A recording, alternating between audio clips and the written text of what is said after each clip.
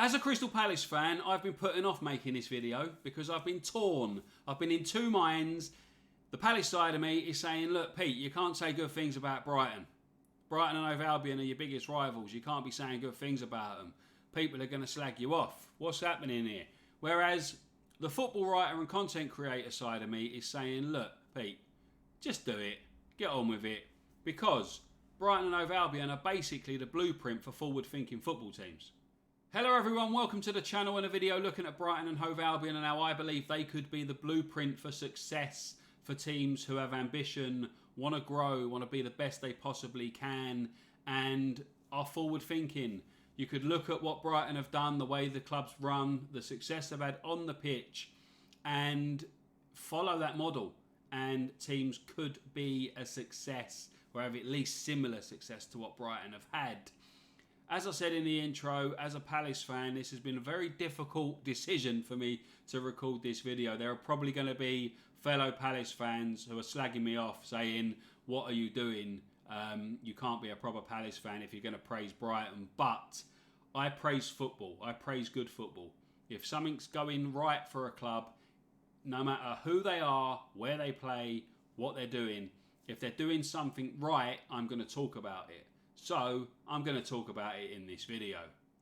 Before we get going, please hit the like button, subscribe to the channel, hit the notification bell to know when future videos are going to be released. Comment below just to say hi or let me know what you think of Brighton and the way their club's run. And yeah, if you're a Palace fan, just slag me off down below. I'll get back to you if I can. But anyway, let's get on with it. Basically, back in 2011, Brighton were in League One. They were in the third tier of English football, and when they came up to the Championship, a lot of people were saying they were going to go straight back down again, but they didn't. They finished mid-table their first season and then lost out twice in the playoffs at the end of the Championship season to try and get promoted to the Premier League. They lost to Palace in 2013 and Derby the season after, and then it all went a little bit tits up and they dropped right the way down the division. In the 2014-15 season, Lewis Dunk, their central defender, was their top scorer with 7 goals. They finished 20th in the league. Sami Hyypiä was their manager up until December. He got shown the door with them in 22nd place. And Chris Hughton came in, steadied the ship and helped keep them in the Championship. From then on, the only way was up. They finished second in the league a couple of seasons later, got promoted to the Premier League for the first time. And yeah, They then spent a few seasons establishing themselves. They were fighting relegation for like 4, maybe 5 seasons or whatever it was. But they were there. They were building a foundation. If they'd gone down, then they very well would have come straight back up again anyway, because they were building a decent foundation on and off the pitch. And those foundations were built on excellent scouting and forward thinking, positivity, ambition. They didn't just sit still. They didn't think, right, we're going to get to the Premier League and we're going to be happy just sitting in the Premier League. We want to show ambition. We want to be the best we possibly can and we want to achieve. And that's what they've gone on to do. I think the key to Brighton's success has been bringing in relatively unknown or little known players for relatively small fees. They've sold some of them on for absolute monster transfer fees and they've held on to a few that have made their team a whole lot better. But that thing where they're bringing players in for a smallish fee and then selling them for an absolute bucket load. I mean, Mark Cucurella, however you want to pronounce his name, Mark Cucurella. He came in to Brighton for £16 million, or a fee around £16 million. He made 38 appearances for them in all competition in the one season he was at the club. And then they sold him to Chelsea for an initial £56 million. With a fee rising to 62 million with add-ons and stuff involved. And they went out, they didn't just sit on their laurels, they didn't think, oh, we got all this money coming in, we're going to put that in the bank and we're going to look after it a little bit because we'll finish mid-table or lower mid-table, we'll be alright, we're not going to get relegated, we'll keep the money. It makes our pockets look bigger. They didn't just do that, what they done is they went out and brought in Pervis Estupiñán. They paid under £15 million for him. So they made a net profit of over £25 million from the Cucurella deal and bringing Estupiñán in. And Estupiñán's better than what Cucurella is. Estupiñán has been a better player for Brighton and he's more technically skilled. He's a better player overall. And to be honest, is definitely up there for that. There was a recent debate about the best players outside the top 6 of the English Football League, or the English Premier League, sorry, the big 6 or whatever, who's the best player outside. And yeah, Estupiñán is definitely up there among those leaders for the best player outside the top 6. And it isn't just Cucurella either. I've got a list here. Moises Caicedo, £4.5 million they brought him in for. Sold him for over 100 million. Alexis McAllister brought him in for under £7 million. Sold him, I think the deal is worth up to 55 million with add-ons. Leandro Trossard brought him for 18 million. Sold him for a fee with add-ons of up to 27 million. Bissouma, they made a 10 to 15 million pound profit on him. It's a brilliant way of doing things. They're bringing in players that maybe you hadn't have heard of before. Players that, they've done all right, but you might not have heard of them. They're on the precipice, on the brink, on the fringes. Brilliant scouting has brought them in. They've had 1 season, maybe 2 seasons, and then they've gone out for an absolute monster fee. And Brighton's profit is ticking over. They're bringing in money all the time. They're bringing in these players, they're selling them on. But what they're then doing is they're replacing them with equally as good players that are, again, unknown. Like you look, Mitoma in their first team. He was brought in for £2.7 million. Evan Ferguson, who's just broke into the team. Wonder Kid, Irish Wonder Kid. They brought him in, the fee's undisclosed, but I think it was under £1 million, or there'd been talk, I don't think. There was reports of it under £1 million. And I think they put a price tag on him of like 150 million. Joel Veltman come in for 900,000. Pascal Gross was like £3 million. They brought Ansu Fati in on loan from Barcelona this season, that Spanish wonder kid that everyone would have like given anything for, really. He's going to be great. And he's gone to Brighton for a season on loan. Like, it's just, they've got a great team. They've got some great players on the pitch. They've got a good business model revolving around bringing in players for a smallish fee, selling them on for a monster fee. They're bringing in a lot of money. And then they're going out and they're replacing those players. Like I'm a Palace fan. We still haven't replaced Aaron Wan-Bissaka from when he left and went to join Man United. We've got Joel Ward and Nathaniel Klein as right backs. Whereas Brighton sell a player and they go out almost immediately and bring in an equally as good or even better replacement. And it isn't just the players on the pitch and the business model either. They've got a philosophy. The club have got a philosophy now. They've got ambitious owners and management. Like the management way of looking at things as well. They brought in Graham Potter after Chris Hughton, and Graham Potter made Brighton a better team. He brought attractive football to Brighton.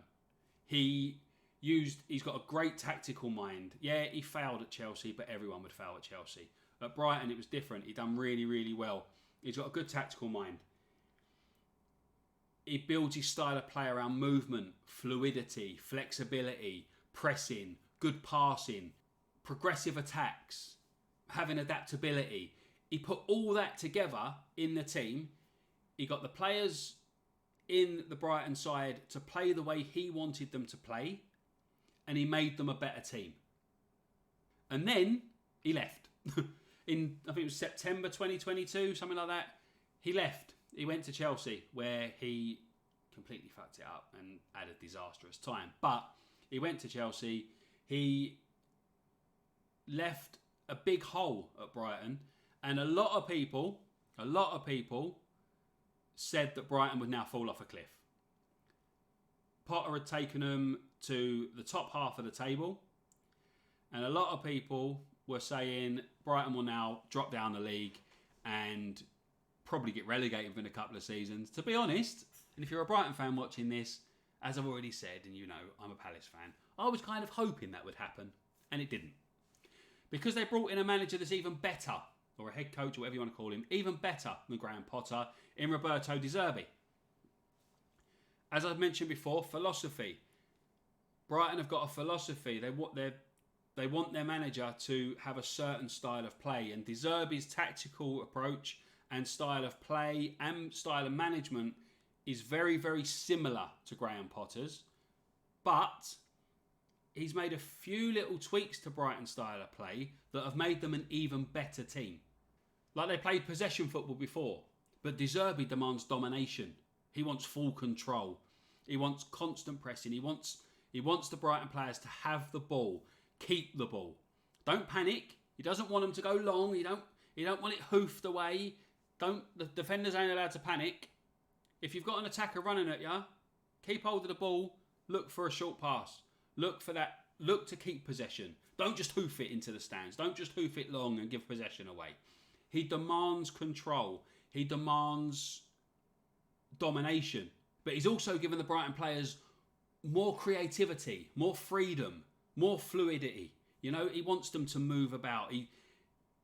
Yes, he's got a set formation and a set system and stuff that he wants the players to play as part of, but they've got fluidity, they've got creativity, they've got flexibility. Players can overlap, they can underlap, they can read the game as it's happening and change to adapt to that game the way it's being played.